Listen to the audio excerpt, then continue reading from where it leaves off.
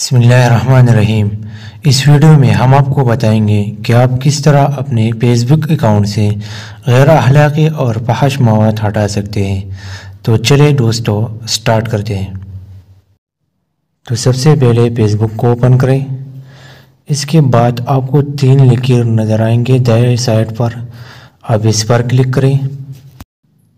اس کے بعد آپ نیچے جائیں گے۔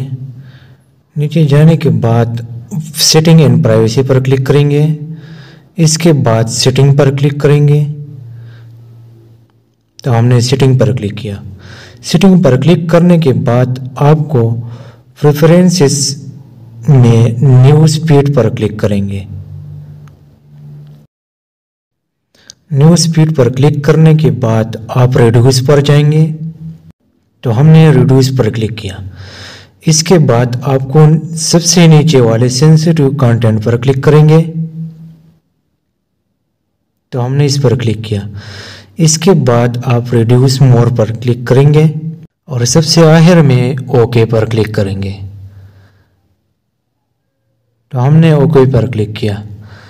تو اگر آپ نے ہمارے یوٹیوب چینل کو سبسکرائب نہیں کیا تو آپ ہمارے یوٹیوب چینل کو سبسکرائب کر کے بیل آئیکن پر ضرور کلک کریں۔ شکریہ۔